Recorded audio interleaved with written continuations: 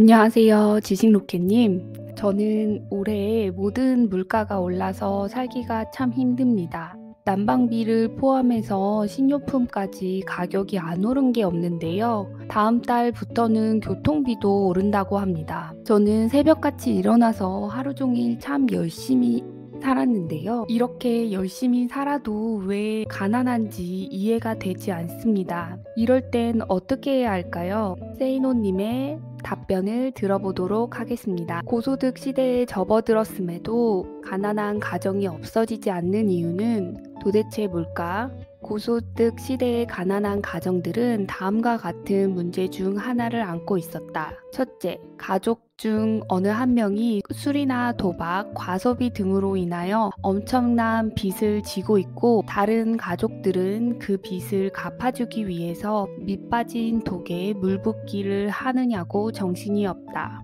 주로 아버지나 장남이 그 원인 제공자인 경우가 많은데 그들은 빚을 만들어낸 당사자임에도 불구하고 여전히 그럴듯한 명목으로 다른 가족들의 수입을 갈취하며 집안에 돈이 모일 겨를이 없게 만들고 다른 가족들의 모든 희망을 검게 칠해 놓는다. 둘째, 뭔가 손쉽게 돈 버는 길이 있을 거라고 믿고 1억 천금을 꿈꾸며 떼돈을 벌 기회만을 찾는다. 예컨대 아주 높은 이자 수익 또는 투자 수익을 준다는 사기꾼들의 유혹 넘어가 없는 돈 있는 돈 다 긁어다가 사기꾼들에게 갖다 주지만 그 돈은 모두 날리게 된다. 때로는 어떤 사업이나 장사가 돈을 아주 잘 번다는 말에 귀가 솔깃해 돈을 빡빡 긁어 모아 시작하지만 준비 부족과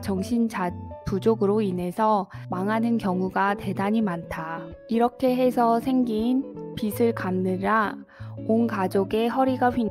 셋째, 예전에는 그럭저럭 살았지만 아버지가 사업에 실패하거나 또는 친구나 친척의 빚 보증을 서주었다가 있는 재산 몽땅 다 말아먹는 바람에 재기할 힘을 잃어버린 경우이다. 가장은 탄식으로 세월을 보내면서 병에 걸리고 남은 가족들 중에 일부는 과거 생활 수준으로 되돌아갈 수 없음에 절망하여 될 대로 되라는 식으로 사는 경우도 빈번하다. 대부분의 경우 실직 상태이면서도 평일에 양복을 입고 등산을 하면 했지 작업복을 입고 일하려고 하지는 않는다.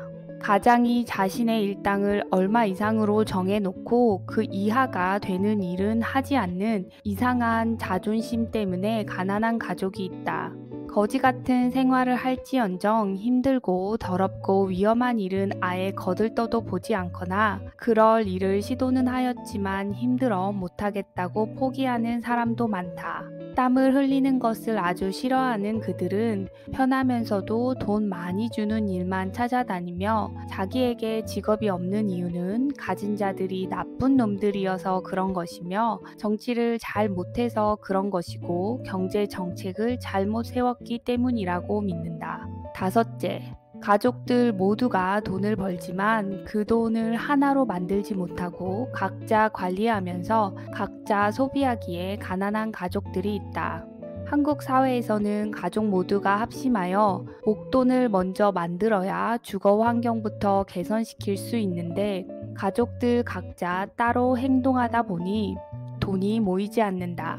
이를테면 장녀는 장녀대로 자기 화장 옷가지를 사느냐고 수입을 거의 다 사용하며 장남은 분수에 넘치게 자가용 하나를 끌고 다니며 친구들과 어울리느냐고 수입 이외에 카드 빚까지 지는 그런 식이다. 여섯째, 공부도 별로 잘하지 못하는 자식을 어떻게 해서든지 대학에 보내려고 또는 그 자식들이 성적도 뛰어나지 않은데 자신의 처지는 생각하지 않고 기를 쓰고 대학을 가느냐고 가족의 수입이 상당 부분 교육비로 투자하는 바람에 가난에서 벗어나지 못하는 가족도 있다. 그 자식이 별 볼 일 없는 대학이나 심지어 대학원을 때까지 용돈을 쥐어주는 한심한 가족들도 있다. 그 자식이 취직이라도 하면 가족 모두 이제는 고생이 끝났다고 여기지만 이미 성인이 된 형제 자매를 그가 경제적으로 도와주고 나이가 든 부모를 부양하기에는 너무나 벅차다. 일곱째, 가족 중 누군가 병에 걸려 있음으로 인하여 빚을 지고 나머지 가족들의 수입 대부분이 그 빚과 치료비에 바쳐지는 경우이다. 가족이 병으로 인하여 일자리를 구하기 힘들어 가난한 경우도 있다. 가족 중에 그런 장애우가 있는 경우에는 다른 한 명의 가족이 장애우를 돌보느냐고 일을 하지 못하는 바람에 가난한 경우도 있다.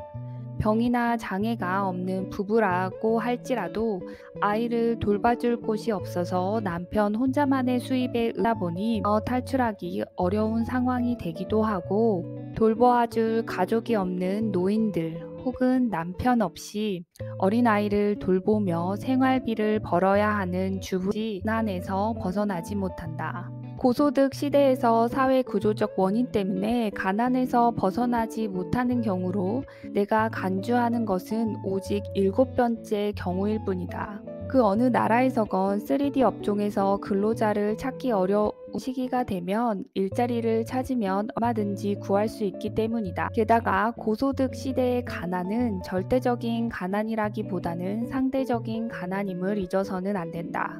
소비 생활의 격차로 인한 상대적 박탈감이 더 큰 문제가 되기 때문이다. 여기서 몇몇 사람들은 가난한 사람들은 무엇인가 하고 싶어도 시작할 자금이 없다는 것을 지적할지도 모른다. 그러나 과연 그럴까? 몇 년만 이를 악물고 일을 한다면 얼마든지 수천만 원을 모을 수 있음에도 불구하고 상대적인 빈곤감 때문에 소비를 늘리기 때문에 돈이 쌓이지 않는 것은 생각하지 않는다. 게다가 땀 흘려 일하는 것을 싫어하는 태도에서 무슨 목돈 마련을 기대할 수 있다는 말이며, 설령 목돈이 쥐어진다고 할지라도 그런 사고방식을 가진 사람은 제대로 일을 할 수가 없다. 가족 중 누군가 빚을 지고 있다면 특히 그 빚이 이른바 사업하다가 지게 된 것 이라든지 또는 도박으로 지게 된 것이라든지 병원비가 아닌 한은 아버지건 자식이건 동생이건 형이건 절대 갚아주지 마라. 빚쟁이에게 맞아 죽는다고 할지라도 그대로 죽게 내버려 두어라. 절대 일확천금은 꿈꾸지 마라. 남들이 하기 꺼려하는 일에 기회가 있음을 명심해라. 체면 따위는 던져버리고 남들이 사는 모습과 자신을 비교하지 말아라. 당신이 일을 하는 모습을 본 사람들은 당신을 또다시 찾도록 열심히 일하라. 그게 장사와 사업의 성공 비결임을 잊지 말아라. 전쟁 피난민처럼 살면서 절약하고 절약하라. 가족의 모든 수입을 합치고 이자를 은행보다 2에서 3% 정도 더 주는 곳에 저축하라. 이자를 상당히 많이 준다는 곳들은 모두 사기꾼임을 명심해라. 친척이던 친구이건 누구에게도 돈을 절대 빌려주지 말고, 당신 가족이 혹은 당신이 돈을 얼마 모았다는 소리는 그 누구에게도 절대 하지 마라. 인류대에 갈 실력이 안 되는 자녀에게는 교육비를 절대 투자하지 말아라. 그리고는 소주 한 잔도 마시지 말고 돈을 모으고 또 모아라. 하지만 내가 이런 가난의 대안을 제시하지 못하는 경우가 있다. 질병이나 장애가 있는 경우 부부가 함께 일을 하여야 할 처지이지만 아이를 돌봐줄 사람이 없는 경우, 혼자 사는 노인들, 남편 없이 애가 있는 아줌마 등은 내가 어떻게 제안을 제시하지 못한다. 여기까지 지식으로 여러분의 인생을 쏘아 올리는 지식 로켓이었습니다. 시청해 주셔서 감사합니다.